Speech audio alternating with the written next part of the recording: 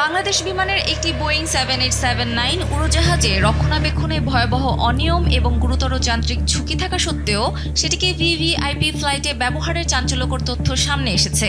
গত 25 ডিসেম্বর তৎকালীন বিএনপির ভারপ্রাপ্ত চেয়ারম্যান ও বর্তমান প্রধানমন্ত্রী তারেক রহমানকে বহনকারী এই ফ্লাইটের নিরাপত্তা নিশ্চিত করার ক্ষেত্রে চরম উদাসীনতার প্রমাণ পেয়েছে বিমানের একটি অভ্যন্তরীণ তদন্ত কমিটি।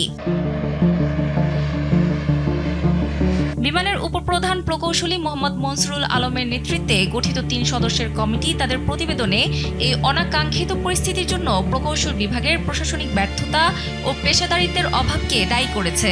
তদন্ত প্রতিবেদনে উল্লেখ করা হয়েছে, গত বছরের ডিসেম্বর মাসে উড়োজাহাজটির রক্ষণাবেক্ষণ কার্যক্রমে নজিরবিহীন অনিয়ম করা হয়েছে।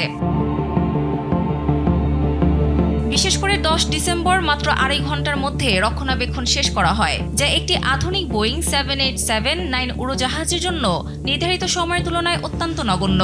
তদন্ত কমিটি জানিয়েছে, এই উড়োজাহাজটির ত্রুটি নির্ণয় বা কার্যকারিতা পরীক্ষার কোনো সঠিক রেকর্ডও রাখা হয়নি।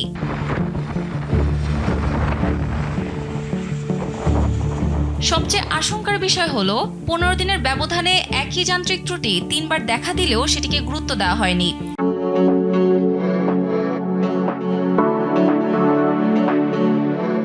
21 ডিসেম্বর লন্ডন থেকে সিলেটগামী BG202 ফ্লাইটটি মাঝ আকাশে থাকাকালে এর VFSG বিকল হয়ে যায়। কমিটির মতে এ ধরনের ত্রুটির কারণে উড়োজাহাজে ভয়াবহ অগ্নিকাণ্ড বা গিয়ারবক্সের অপূরণীয় ক্ষতি হতে পারত, যা যাত্রীদের জীবনকে চরম ঝুঁকির মুখে ঠেলে দিয়েছিল।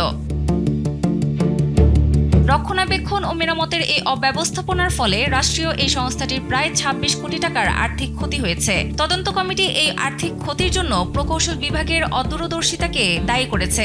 প্রতিবেদনে বিমানের 2 প্রকৌশলী হীরা লাল এবং মোহাম্মদ সাইফুজ্জামান খানের ভূমিকা নিয়ে তীব্র সমালোচনা করে তাদের বিরুদ্ধে কঠোর শাস্তিমূলক ব্যবস্থা নেওয়ার সুপারিশ করা হয়েছে।